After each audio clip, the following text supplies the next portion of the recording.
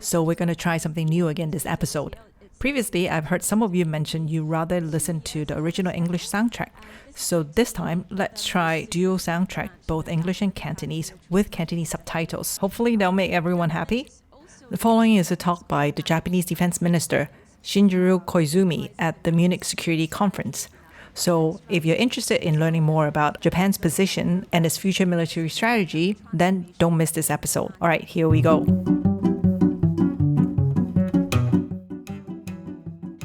A very good afternoon to everyone.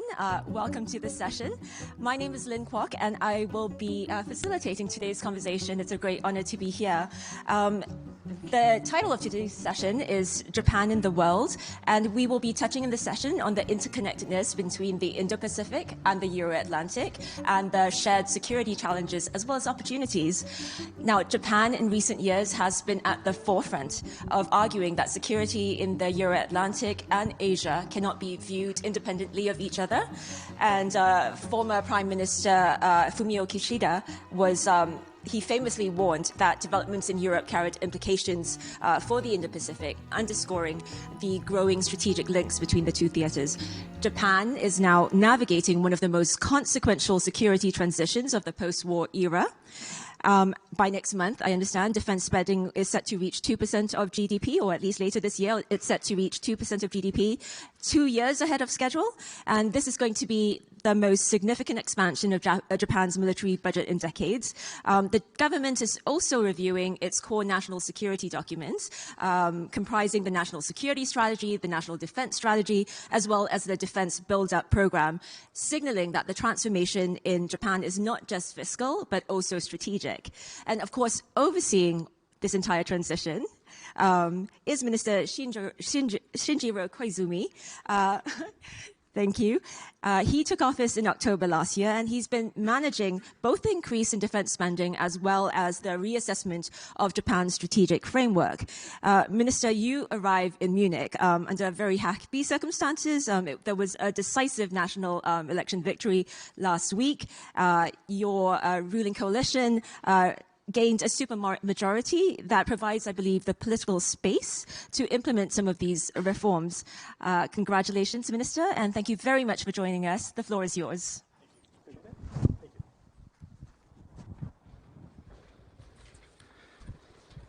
Hi, everybody. Distinguished guests, ladies and gentlemen, my name is Shinjiro Koizumi, Minister of Defense of Japan. First of all, I would like to express my sincere gratitude for the invitation to the Munich Security Conference, which is one of the most prestigious and influential platforms for international security. In Japan, as you said, election was held on Sunday, which turned out to be a historic victory for a ruling party. Even during the 2-week election campaign period, Japan-UK summit meeting was held in Japan, where both leaders concurred that the security of the Indo-Pacific and the Euro-Atlantic is inseparable. On a personal note, this is my first time participating in Munich Security Conference. I was born and raised in Yokosuka, a town that embodies the indivisible nature of the Indo-Pacific and Euro-Atlantic security.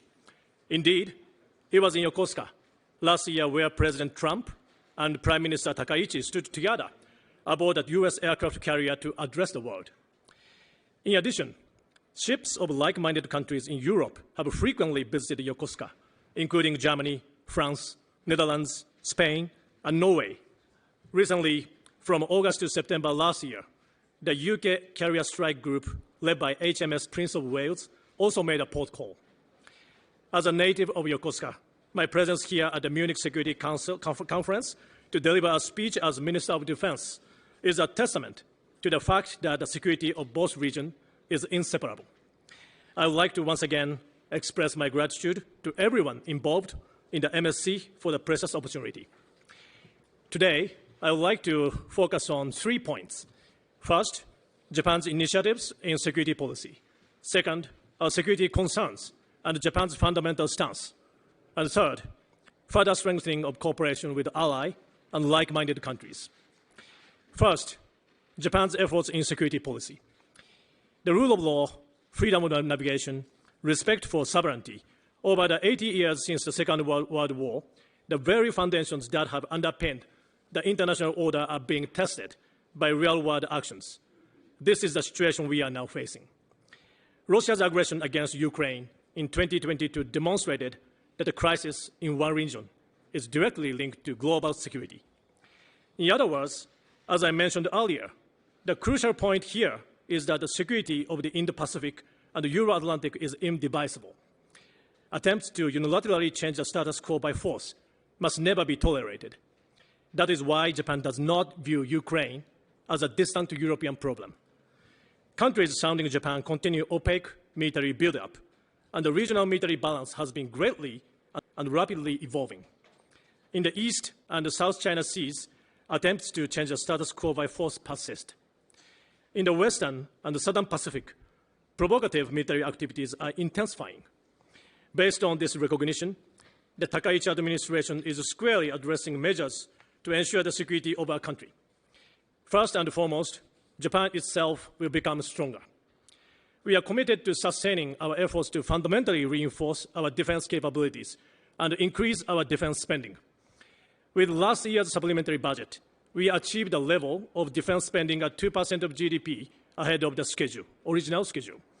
Immediately after taking office last October, Prime Minister Takaichi directed an accelerated revision of Japan's national security strategy. Under her leadership, we will revise it within this year. We will also continue to respond to any crisis in a resolute and composed manner. In doing so, strengthening the defense production and technological base, which we deem as defense capability itself, is also indispensable. We need to work closely with industry and across the government to establish resilient supply chains, flexible production systems, and incorporate advanced civilian technologies. The use of outer space is the very foundation of our modern lives. The MOD is rapidly strengthening our defense capabilities in the space domain. In fiscal year 2026, Japan will rename our Air Self-Defense Force to Japan Aerospace Self-Defense Force.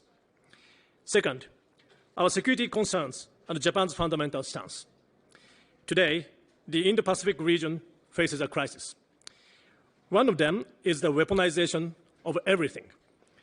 The weaponization of economy, technology, resources, information, and cyberspace. The boundary between peacetime and contingency, between military and non-military, between truth and fake news, these are no longer clearly visible. We are living in an era of uncertainty, where anything can happen. The intentions of aggressors can hardly be predicted by those of us living in democracy. Aggressors may also misjudge the strength of our resolve. Anything could happen tomorrow. I believe you share this sense of crisis. We must confront this reality head-on and ensure peace and stability in the region. Let me be clear. Japan keeps the door to dialogue open at all times, even when fundamental differences in stance exist. Indeed, precisely because of these differences, we maintain close communication and mutual exchanges. Together with like-minded partners, Japan will fulfill its responsibilities to maintain an international order free from aggression. Japan seeks to be a partner that contributes to the peace and the stability of the international community through security cooperation, one that spans the entire globe. Third, further strengthening of cooperation with our ally and like-minded countries. First, we will further strengthen the Japan-US alliance. Last month, I visited Washington, D.C. to hold a Japan-US Defense Ministerial meeting, the fourth meeting with Secretary Hegseth in the short period of time since my appointment. We confirmed that the Japan-US alliance remains unwavering and that both countries are working in lockstep. The Japan-US alliance has evolved to contribute to stabilizing the global security environment. For example, even at US AFRICOM here in Germany, our self-defense forces personnel is dispatched to facilitate coordination between the US forces and the Japan self-defense forces. Next, we will spread a multi-layered network of interconnectivity across the entire world, starting from the Indo-Pacific with the partners of the Indo-Pacific and all the like-minded nations, including our partners here in Europe as well.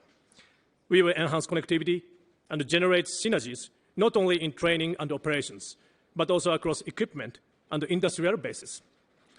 Just last month, the annual Japanese paratroopers exercise, New Year's Jump, hosted by Ground Self-Defense Force, had included 14 nations of ally and like-minded countries. In addition to strengthening relations with ally and like-minded countries, Japan-NATO relationship is making steady progress as demonstrated by the deepening engagement of the IP4, Japan, ROK, Australia, and New Zealand, through invitations to NATO Defense Ministerial meeting. My personal relationship with Secretary General Rutte, with whom I met today, is also unprecedented, having met for 3 months in a row since December of last year. We will continue to closely cooperate with each other as the security of the Euro-Atlantic and the Indo-Pacific is inseparable. Our cooperation is also moving beyond into the realm of actual operations. I'd like to highlight an example of our joint response to global challenges. Last November, when pirates boarded a private tanker off the coast of Somalia, Japanese Self-Defense Forces Force P3C rushed to the scene. Based on from the intelligence provided by the SDF, the maritime forces of the EU and others safely rescued the crew, and the hijacking attempt was thwarted.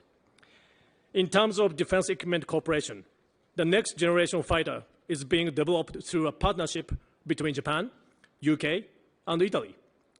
This global combat air program is designed by its very nature with our ally and like-minded countries in mind.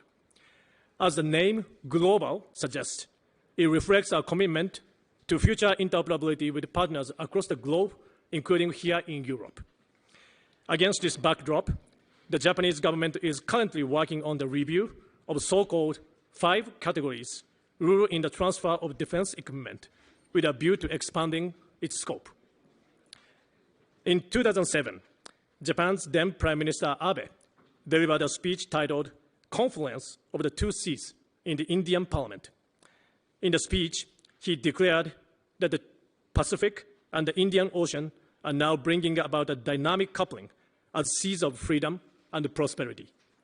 Today, these two seas have expanded to 3, the Pacific, the Indian, and the Atlantic Oceans. Dear friends, as the Munich Rule outlines, let us strive to engage and interact between Japan and Europe. Thank you very much for your kind attention.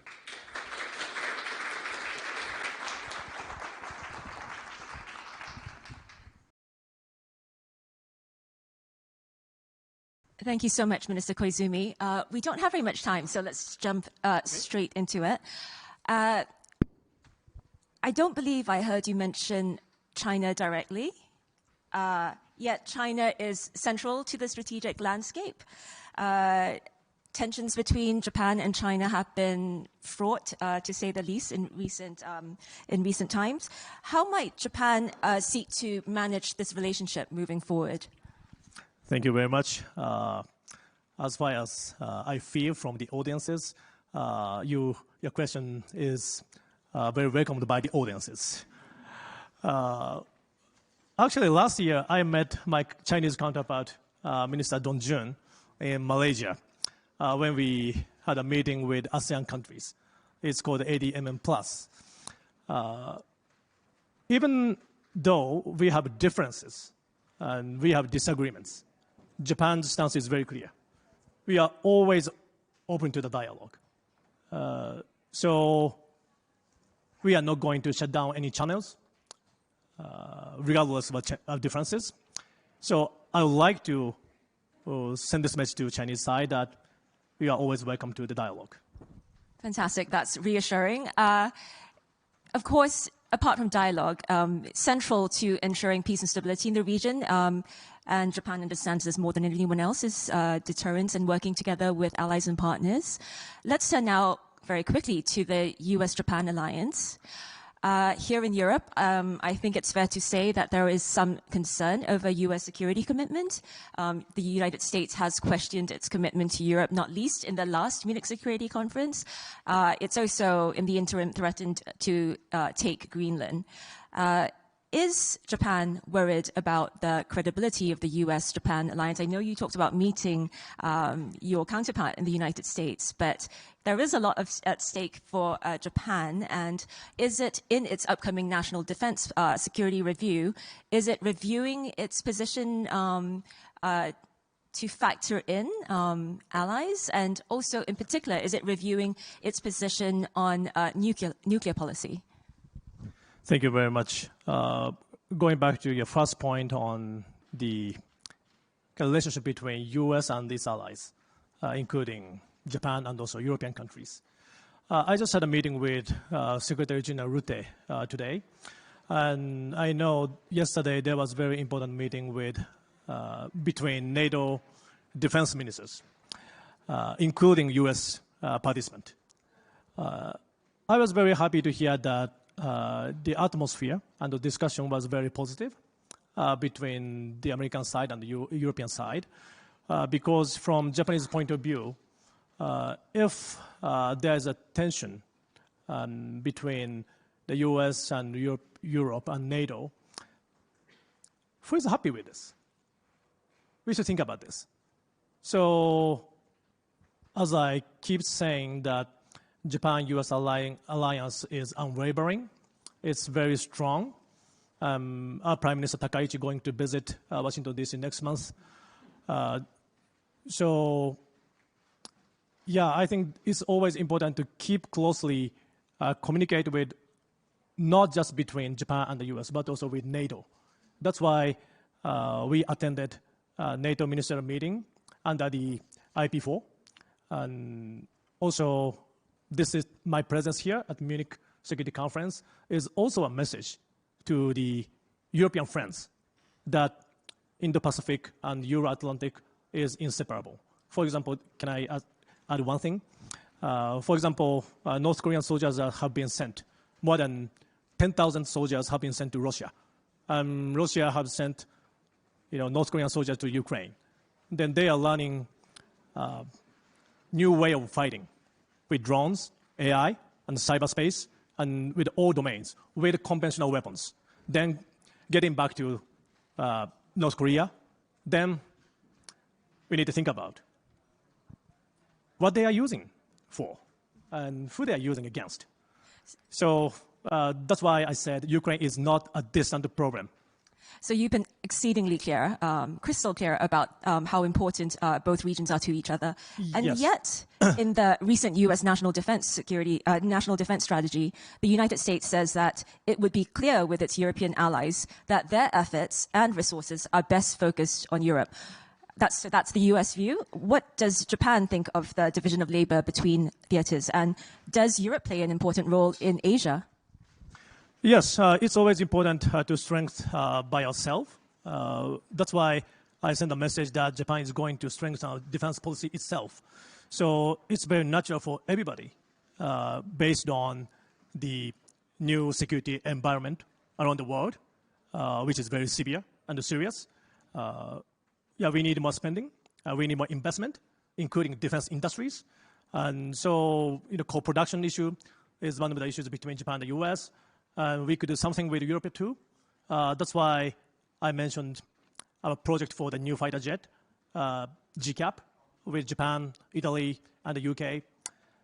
Yeah, so this is what we are now thinking about. And going back to your second point on the last questions on our new strategy, we need to find out a new Japanese way of confronting a new type of warfare with drones and cyberspace and also AI.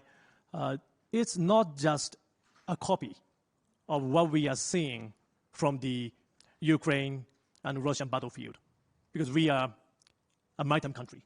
So we need to find by ourselves what's the best way for Japan to do. Yeah. Thank you. So just on the final question, and I believe this is very close to your heart, the landslide victory in Japan, how was security policy communicated and presented to the Japanese public? And can one take away from this election a strong mandate for some of the defense changes that are ahead of Japan? Or should we read it more as perhaps a mandate for your Prime Minister's economic policies? Because I understand that voters had at the top of their concern cost of living issues as well as other bread and butter economic issues. Yeah, of course, for the election, economic policies and social security policies are the top high priorities for the general public. But in this election in Japan, I kept talking about security policies. We need to strengthen, investment to the defense industry. We need to revise the security documents. We need to improve the treatments to the self-defense force personnel, including their families. People welcomed. That's why this result of the election was very powerful, and it gave me a courage to push our security policy. But of course, we are living in a democracy. So with a powerful message from the public, but also we need to be very, very, careful to explain why we need to strengthen our security policy by explaining what we are seeing around us. Yeah. Thank you so much, Minister, for sharing your insights. Please join me in thanking the Minister. I feel it was far too short, but thank you. Thank you very much.